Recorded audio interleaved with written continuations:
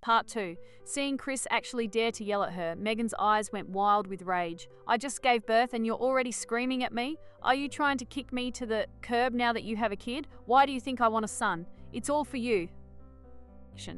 I was terrified your family line would end with you. How are you supposed to hold your head high without a son? If this daughter dies, then fine. Let her die. I'll just give you 2 sons next. Chris stared at Megan as if she had lost her mind. It was like he was looking at a total stranger. Our own flesh and blood is fighting for her life, and you're actually cursing her to die? Furious, Megan grabbed a pillow and hurled it right at Chris's face. Shut up! Stop pissing me off! Get the hell out of here. Getting more and more hysterical, Megan swept everything off her bedside table, sending it crashing to the floor. She grabbed another pillow and threw it at me. Chloe, you can get the hell out with your brother! If you had just shown up to do my surgery, I wouldn't have this vertical incision. I would have been able to have a son. If I can't give birth to a boy because of this, I'll see if your damn hospital can even stay open. I feigned absolute outrage. Fine. Fine. Listen to yourself, Megan.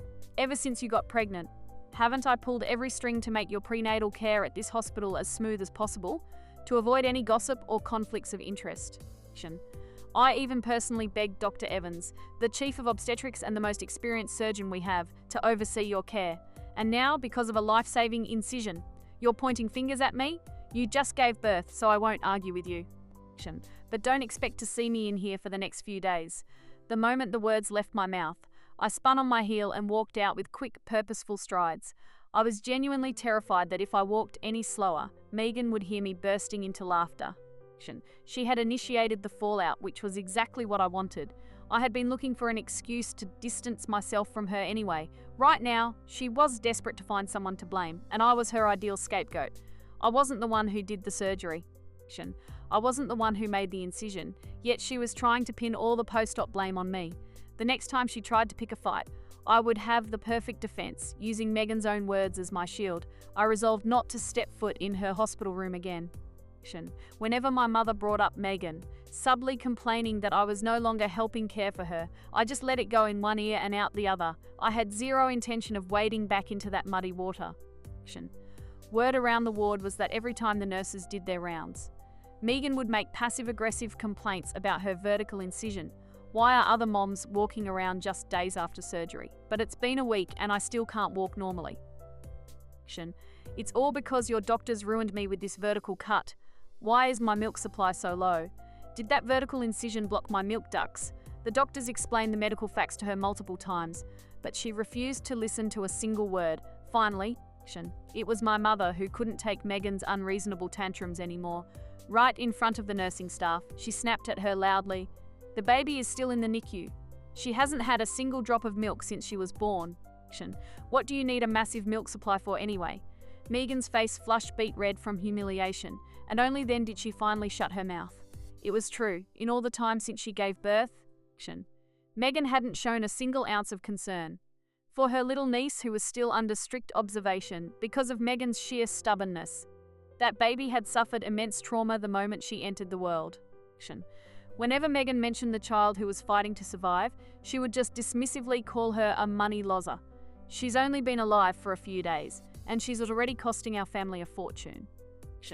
If Megan hadn't stalled for time and obstructed the doctors, following the timeline of my past life, my niece would have already been reunited with our family in a regular room. Looking through the glass of the NICU, I saw my niece again. Unlike the plump, healthy baby she was in my previous life, her skin was wrinkled and frail. She was hooked up to tubes and various monitoring machines. With every breath, her tiny stomach hitched, as if just drawing in air exhausted all her strength. I couldn't help but sigh. It was clearly the sins of the mother, yet the karma fell entirely upon the child. Meanwhile, the instigator, Megan, was sitting in her room, convinced she was the most wronged person on the face of the earth, completely indifferent to whether her own flesh and blood lived or died. How could that not chill someone to the bone? Even though I harbored some resentment toward my niece for her actions in my past life, I knew perfectly well that the true mastermind was Megan. The child had been manipulated and brainwashed by her mother, especially facing such a fragile, helpless little life right now. I couldn't bring myself to be completely heartless. However, in my past life, because I intervened, The hospital provided my niece with the absolute best equipment and premium medications. She was discharged smoothly, just like a normal, healthy baby. In this life, I explicitly instructed the hospital staff, follow standard protocol. Do not give her any VIP treatment on my behalf. Chris and Megan's income barely covered their living expenses. There was no way they could afford top-tier, out-of-pocket medical care. My niece was given standard, basic tier medications, just enough to maintain her vital signs. My mother exhausted herself running around the hospital alone, and within a few days she fell ill. I gave my mother a long list of care instructions, and, carrying a heart full of unresolved tension, boarded a flight for an out-of-state medical conference. I wasn't originally supposed to go on this trip, but I was so desperate to avoid getting tangled up with Megan that I traded shifts with a colleague, seeking a few days of peace and quiet. The trip was for 5 days. By the time I returned, Megan and my niece should have already been discharged, as long as they weren't in the hospital. Megan wouldn't be able to easily hunt me down to cause trouble. Unfortunately, I underestimated the sheer scale of the chaos she could cause. The moment my return flight touched down, my phone absolutely blew up. While Chris was asleep and my mom was sick in bed, Megan had taken my niece, whose condition had just stabilised, and stormed straight into the hospital director's office to throw a massive fit. I clearly could have had a natural birth. Your hospital forced me into a C-section, just so you could squeeze more surgery fees out of me.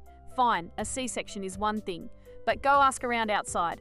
Who the hell still gets a classical vertical incision these days? You specifically forced a vertical cut on me. Now I'll never be able to have a son. How many lives do your doctors have to pay for the son you stole from me? Even though the director wasn't an OBGYN specialist, facing Megan's sheer medical ignorance, he felt a mixture of exasperation and amusement. Ma'am, the gender of a child has absolutely nothing to do with the surgical incision. Our doctors are highly trained professionals. If a vertical incision was chosen, it was absolutely based on critical medical necessity. We must trust science. Before the director could even finish his sentence, he was cut off by Megan's hysterical wailing. Completely ignoring the fact that she was still in her postpartum recovery, Megan suddenly dropped to the floor. She casually placed my fragile niece right onto the cold, hard tiles, slapping her own thighs as she began to scream and cry. My life is so miserable. It's a curse. I don't have a son. How am I supposed to face anyone in society? I can't have any more children. It's all this corrupt, evil hospital's fault. Come look, everyone. This hospital is stopping people from having sons. Soon, a crowd of curious patients and visitors gathered outside the office, peeking their heads in to watch the spectacle. The director's face darkened considerably. He immediately paged Dr. Evans, Megan's attending surgeon, to come handle the mess. The moment Dr. Evans arrived, she immediately tried to shift the blame onto me. Director, this is definitely because Chloe had a breakdown in communication with her sister-in-law, which brought all this negative press to our hospital. After all, this is Chloe's relative. She should bear the primary responsibility for this. Don't worry, I will review the appropriate disciplinary actions for her and report back to you. Over the past few years, I had been promoted quickly. Combine that with the fact that I was blunt and refused to kiss up to management. Dr. Evans had harbored a grudge against me for a long time. When I originally asked her to perform Megan's surgery, I had anticipated this exact scenario. If Megan caused a scene, I would let the two of them tear each other apart. I rushed to the crowd outside the director's office, hearing those entirely predictable words. I sneered internally. This was the perfect opportunity to clear out all the toxic snakes around me. Pushing my way through the crowd of onlookers, I spoke up loudly. Director, this has absolutely nothing to do with me. Following the sound of my voice, everyone turned to look. I quickly stepped into the room, intentionally leaving the door wide open so everyone in the hallway could see and hear clearly. From the moment my sister-in-law established her prenatal care here, she was entirely under the care of Dr. Evans. After all, Dr. Evans is the most skilled chief in the entire hospital. How could I not feel safe leaving her in your hands? Dr. Evans knew instantly that I was turning the tables on her. She wanted to stop me, but with the hallway packed with people, she had no choice but to lower her hand and let me keep talking to avoid any conflict of interest. I never once opened my sister-in-law's medical file. The only thing I did was ask a few colleagues for a favor to help her get earlier appointments so she wouldn't have to wait as long. I always remembered your words, Director. The hospital serves the public. As healthcare workers, How could we dare show favoritism? So when my sister-in-law was wheeled into the OR, I was in another room, actively operating on my own patient. You can check the surgical logs. By the time I finished my surgery, my sister-in-law was already back in her recovery room. I was not involved in her procedure from start to finish. How exactly was I supposed to communicate with her? Then I pivoted sharply toward Dr. Evans. Dr. Evans. My sister-in-law is complaining about the vertical incision you gave her. What does that have to do with whether I counseled her or not? Even if I had talked to her, would my words have magically made the incision heal horizontally? Why are you suggesting disciplinary action against me? Or is it just that you don't want to take responsibility for your own surgical decisions? The moment Megan heard the words, "don't want to take responsibility," she suddenly sprang up from the floor and lunged straight at Dr. Evans. "Yes, you're the one who did the surgery. You have to take responsibility for ruining my life." Dr. Evans, terrified by Megan's sudden attack, stumbled backward, shoving her away several times. "What are you doing? That was a standard life-saving surgical procedure. Any doctor would have done the exact same thing. What exactly am I supposed to take responsibility for?" "What negative impact did I cause?" Megan screamed. "You made it so I can't have a son." "That is a negative impact." I looked at the director, whose face was purple with fury, and threw my hands up in a helpless shrug. "Director, you see it yourself. There's no reasoning with my sister-in-law." I tried to talk sense into her before, and not only did she refuse to listen, she tried to assault me. My sister-in-law and I have completely fallen out. I've done everything I could. I didn't perform the surgery. Yet I'm being told to take the blame. That is entirely unreasonable. The director was already completely fed up with my logic being airtight. He waved a hand dismissively at me. All right. This doesn't involve you anymore. You can go." Dr. Evans frantically tried to push Megan away while trying to stop me from leaving. "She's her family member. She has to take responsibility. You can't just say it doesn't involve her." "Director." "I'm certain Chloe is deliberately stirring up trouble behind the scenes too." Before the doctor could even finish her sentence, a horrifying shriek echoed through the room. I whipped my head around. Megan had collapsed onto the floor, and from beneath her came the weak, muffled cry of an infant. It turned out, just moments ago, Megan had carelessly abandoned my niece on the floor. During her violent shoving match with Dr. Evans, she had stumbled closer and closer to the baby.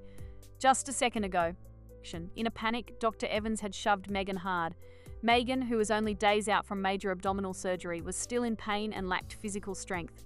Losing her balance, she fell hard onto her backside, crushing right down onto my newborn niece. In that split second, all the colour drained from the faces of both the director and Dr. Evans. My little niece was rushed straight back into an emergency operating room for critical trauma surgery. Megan let out a blood-curdling scream of pure terror. The sutures on her abdomen had violently ripped open, and dark blood was rapidly seeping through her clothes. By the time my mother and Chris arrived at the hospital in a panic, both Megan and my niece were already in surgery. Furious, Chris slammed his fist into the hospital wall. "She can't just give us one single day of peace, can she?" My mother was trembling violently, frantically asking the nurses which oar her granddaughter was in. But because of the massive scene Megan had just caused, no one dared to tell her anything. When my mother finally found me, she was a mix of terror and rage, her face streaked with tears. "Chloe, what are we going to do? Your niece just got out of the NICU. And now this happens." If anything happens to my granddaughter, I don't want to live anymore. I quickly wrapped my arms around her, holding her tight to comfort her. Meanwhile, Chris, stewing in his own rage, suddenly let out a low, venomous growl. If anything happens to my daughter, I am divorcing her. I have reached my absolute limit. If you think a near-fatal accident is enough to cure toxic obsession, you're about to see just how deep the rot goes. Part 3 is where the reckoning arrives.